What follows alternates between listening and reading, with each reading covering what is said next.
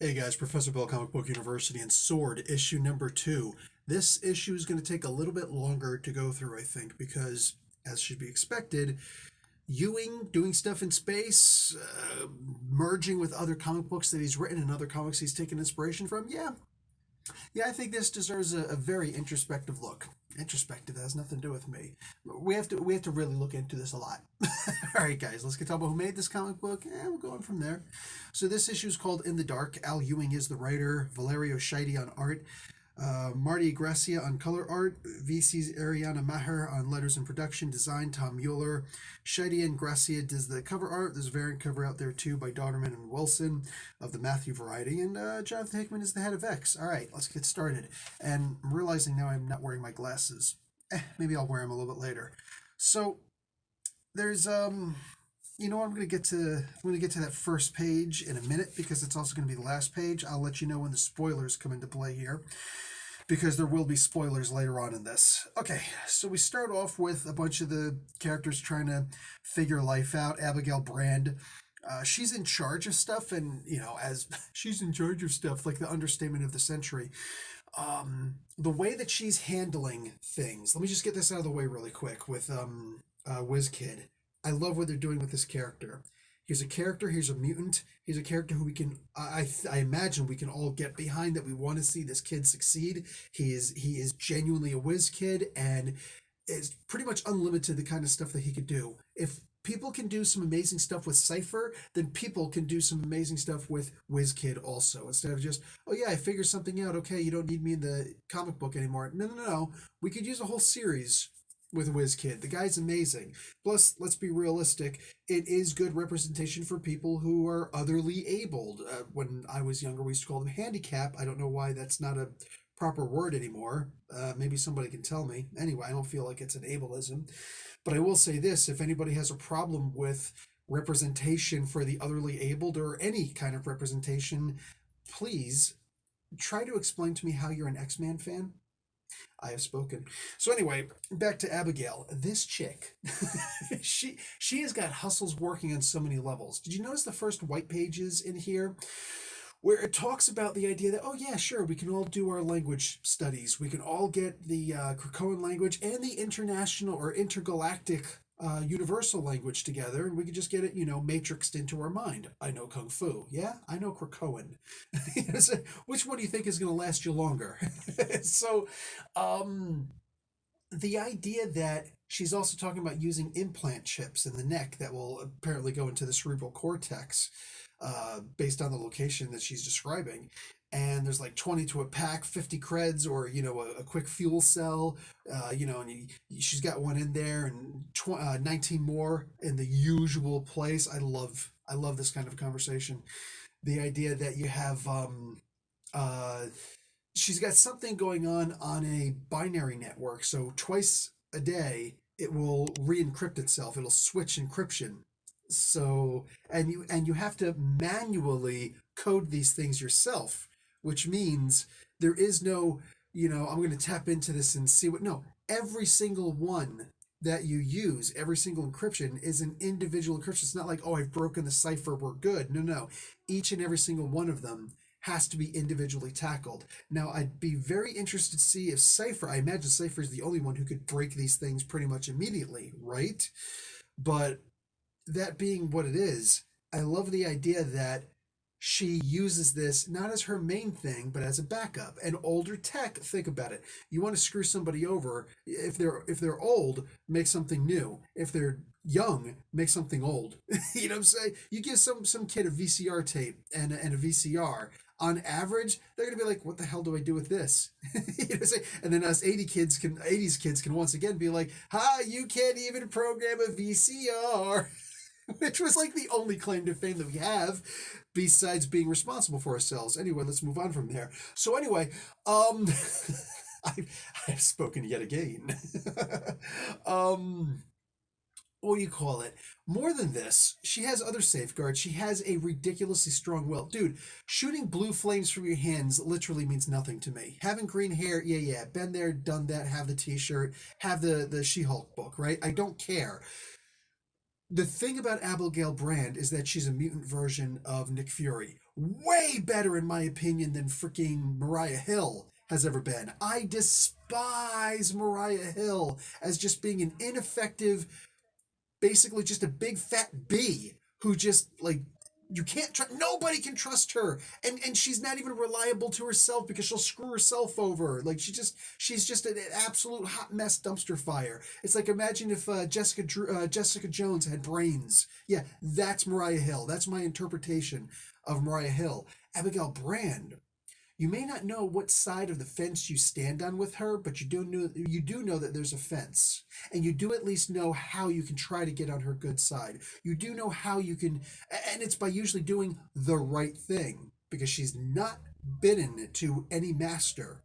She's not going to say, "Oh, Krakoa pays my paycheck, so I'm going to take care of it." I got way more ways of getting money than just Krakoa or anything else. So you want to do this? Let's do this. But you got to understand they're going to be done by my rules, which is by her stream of consciousness. That that is something that you can respect. She also has a very strong will. One of the things that she did, like I know the idea of her mental defenses and things like that. I don't remember that necessarily being from a chip. Maybe there are enhancements, sure, but I think a lot of it, most of it, the bulk of it, is from just her ridiculously strong will. And that comes from a strong sense of identity. It's very hard to have a strong sense of will if you don't have a strong sense of identity. You know what I'm saying? This is definitely somebody who's more sure of themselves has the benefit of. You can focus less on, well, what do I want out of life? What do I need? Because you already, for the most part, know. Even if you're an immoral person, but you have a strong sense of identity, you're going to be able to accomplish more of what you want. And that's one of the reasons why Abigail Brand always, for the most part, wins in the end if she's written right, if she's written correctly. I love the idea that Mentallo, she plays around with Mentallo. She lets just enough in. Not just the part where she says, "Hey, I've lowered my defenses. Look at the stuff that says Protocol V." Yeah. That's all cute. Stuff like that. That's the on the surface stuff. No. It's the idea that, excuse me, she says something to Mentallo. Mentallo turns around and says, she says, like, you're the best, whatever. She says something like, you're the best man for the job. You're the best telepath for the job. He's like, I can read your surface thoughts even through some of your defenses. Don't sit here and tell me I'm the best. I'm the best that you could find. I know my place. So she turns around and she's like, okay, fine, you're the best we could find, and acts like she's given something in. Then look at the two parts where she readdresses that later on. This chick, this chick, she turns around and she's just like, yeah, I let him think that he's the best I can find. I could certainly find better. But for the job, he's the one that I want. He's the only one that I want for this job. And making him think that he's the best I could find will, one, make him bring up his A game a little bit more because he has to continue to be the best he can find. If somebody else comes along who's cheaper but just as good as him, he's out. And he knows that. He thinks that. He believes that. No. She loves the grift. And I love that because grifters, in and of themselves, they're the ones who are like, oh, I'm going to work against my self interests in the hope that, Koch brothers or somebody is going to give me some kind of a stipend in order to run a business or something like that. Yeah. Agendas being what they are. One of the best part about grifters is that you can control them, and they're fairly easy to control because all you have to do is pay them. And that's exactly what Metallo is. And Abigail Brand is not just willful, she's also ridiculously smart. I don't care how strong your will is. If you're not the smartest of the smart, you're not going to be able to do what she does. You simply can't. Her being smart enough to convince this guy and allowing her defenses to breach exactly what she wants them to breach so that he believes what he wants her to believe based off of what she says and what she thinks. My God, you want to talk about three-dimensional chess? Let me introduce you, ladies and gentlemen, to Abigail Brand. We should probably talk about somebody else in this comic book. First, let's hit this art. Go ahead and find me better art. Okay, fine. You can find me better art, but that's not my point here. It's not my point. I'm saying, look at what we got here. maybe the artist here, Valerio Scheide. Maybe Valerio Scheide is the best that they could get. Valerio Scheide is badass, and at the end of the day, like I said, she's exactly the person you want for this. You can see where the focus is. You can see where the attention is. You can see this hologram better than anything that Star Wars has ever produced. You know what I'm saying? And there's a reason for that. Shut up. But oh my God, I love this. The new look for Fabian Cortez. I didn't really notice it so much last time, but he really does look radically different here, doesn't he? He looks like an actual freaking prep school jock, not jock, prep school junkie. You know, the kid who came from the upper echelons who still works for the freaking crack dealer because you can get into the places that I can't. Yeah, that's who Fabian Cortez reminds me of. And make no mistake, in regards to Fabian Cortez and what happens here with Sunfire. Sunfire, if you guys remember something that I don't, please inform me. But I don't think that Sunfire's had any major dealings with Fabian. So when this guy goes up and like everybody has his first appearance, I think there were like the four. I think there were just four main covers for the best-selling comic book that's ever existed, X-Men Volume 2, Number 1 by Claremont and Lee, right? Everybody has that comic book. Almost everybody has every single copy of that comic book. That would be me. Um, I'm in that group. What do you call it? When you have this guy who, and I think most of us remember or at least have gone back and read that very famous storyline where Wolverine and Magneto go at it with each other, and you know there's a whole thing, and then Magneto removes the adamantium from Wolverine, but this is after he'd been sliced and diced. Where did he go to get healed? He went to Fabian Cortez. And that's when we realized, you know, not too long later, that the healing process was actually a false flag. It wasn't real. Here at the end of this, I love that Fabian and Magneto are talking, and like again, we know who Fabian Cortez is, but how many other people know? Nobody knows better than freaking Magneto. So when Shiro, you shit, whatever. When Sunfire has his legs broken and his ribs crushed, and all of a sudden he's burning brighter than the sun, and it's like, no, you're healed, bud, you're healed. Yeah, I love that this is what Ewing is doing with Fabian, and then he's even still talking about the flatliners. You know what I'm saying and stuff like I love what he's doing here, mind you. Same week we just had a crucible moment with another flatliner, Callisto. So we can look at it from that way. This is what he's trying to do with some of these people. And why does he care so much? Maybe it's because his power really only matters with other people's powers. By himself, I know that some people have tried to do the thing where it's like he can crush other people and, you know, stuff like that. Yeah. I don't, personally, I'm not a huge fan of that. It just, my taste, your taste, whatever it is, what it is. But I like the idea that he only matters in the face of other people with powers, specifically mutants, especially now. Because Ewing making him the guy who wants to sit on the throne, but knowing that the only way he can get there is through the proper butt kissing and backstabbing. I love that because think about it. Here's a guy who, in and of himself, has no ability. His ability is to enhance your ability. So if he was truly smart, he would know that his best role is as a bib fortuna. Star Wars reference there again. His best role is as the man behind the throne, the man who sits like literally the not even the right hand. If you want to go for the right hand, fine, but the left hand even would be fine. The guy who nobody pays attention to, but he's the one who's actually giving the real power to the guy behind the throne. That is where he would fit best, but he doesn't want that. His aspirations are higher, and that's what Ewing is showing us here.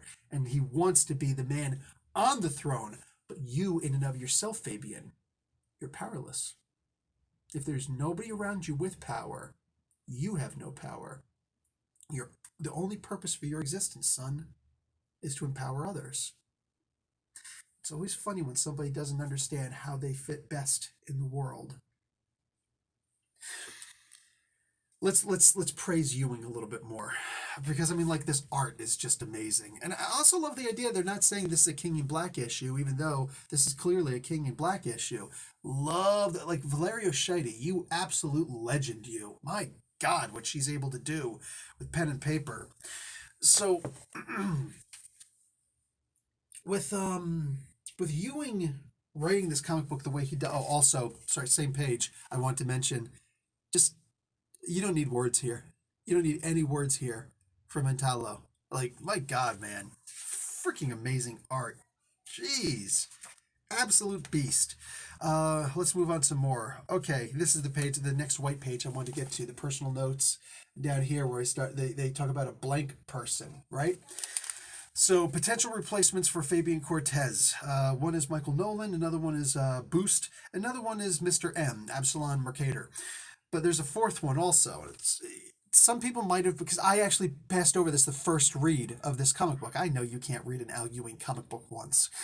Come on, especially if it's doing what do you call it, an X-Men book currently under Hickman. You can't read this book only once, silly wabbit. So this one is actually an extra one, and there's a whole bunch here, and also stuff about the S.W.O.R.D.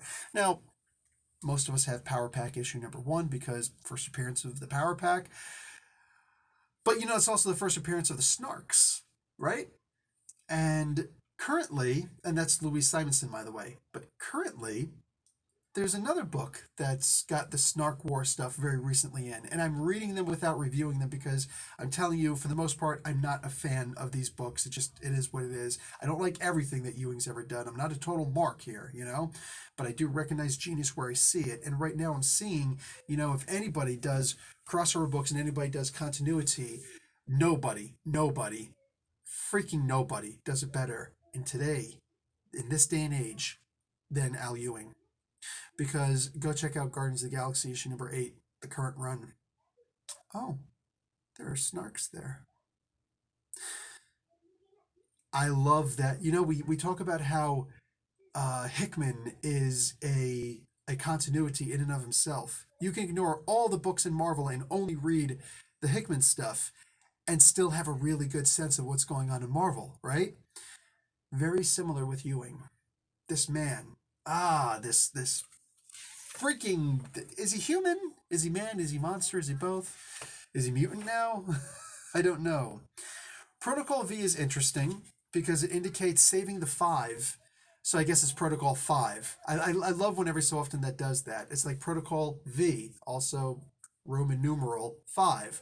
So rescuing the 5, because Abigail Brand thinks that there's a strong chance that the Earth is doomed. That's what freaked out Mentalis so much. He's like, wait, what? What? Are you sure? Yeah. If Abigail Brand believes it, then it's true. Are we going to destroy the Earth? Maybe. I don't know. I don't know what Donny Cates has in mind. The guy's a freaking psychopath. Who knows? That being said, I'm all on board for this. The Renfield laugh. Dracula reference there. So I really thought that this was null. Here comes the spoilers. Piss off if you haven't read this comic book. It's worth getting. Go out and purchase the comic book and read it. You've been warned. Okay, spoilers begin now. I really thought this was going to be a giant hand of Null coming through. It's not. In fact, just like the beginning page on here, we see it's actually the Babel who laughs. That's right. I'm coining that term. F y'all. Boom. The Babel who laughs. I think Babel sucks. I think that Kid Cable sucks. I can't stand the freaking character. I just want him to disappear. So I want adult Cable to come back and just give him a good spanking and then shoot him in the skull. And just we never hear from this character again. But if you're gonna do something cool with the character, I guess this would be the thing to do.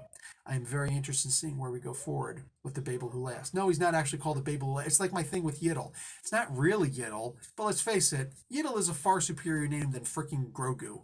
You know what I'm saying? Likewise, the Babel who laughs, let's go. I have to give a little bit of credit to freaking, was it Jerry Dugan who did it? I think it was Jerry Dugan who had Deadpool call Kid Cable Babel. Anyway, guys, this was an amazing comic book, as should be expected. This, right now, the one comic book in the Hickman Head of X, Hickman verse right now, that has more thinking, more critical thinking in it than anything else would have to be S.W.O.R.D. And that's perfect, as far as I'm concerned. It's funny, because I was starting to think, and this is going to be the first time that I actually voiced this.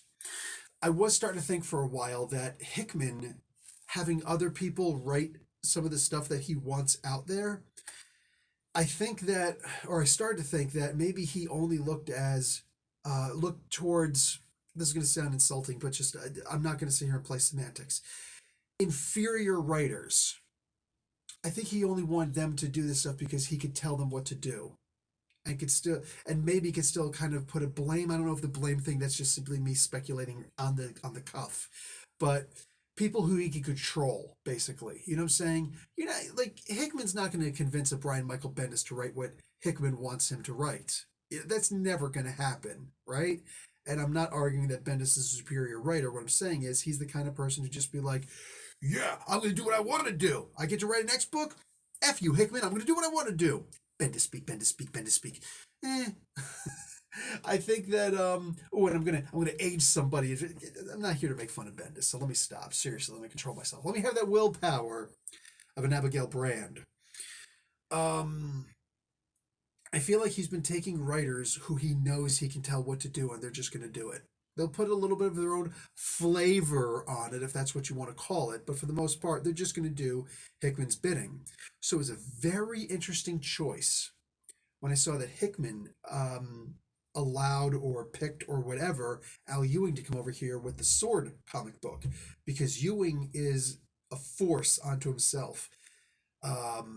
If I was right, which I doubt the veracity of what I was saying, if I was right originally that Hickman is only picking people to do books that he believes will actually do what he wants them to do, like a lot of newer writers, then I believe that he made a huge mistake in getting Ewing over here, because Ewing will certainly play ball, but he's not going to just do what he's told. The man's too creative for that.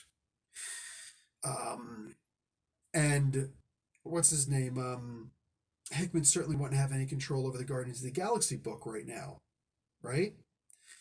So this would be all Ewing on this part. Ewing's edition, especially when you come out with a book like this where it's like, okay, issue 1 has been put out there, so we know we're up to date, we understand what the S.W.O.R.D book is about.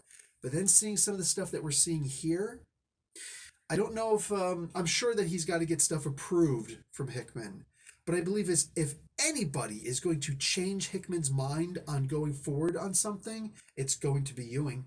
Of the people who are here, all right, of the people who are actually here doing this work, I think that Hickman allowing or inviting whatever Ewing to be on this S.W.O.R.D book is the absolute smartest move that has happened in this Hoxpox-ish Krakoan world that we're in currently.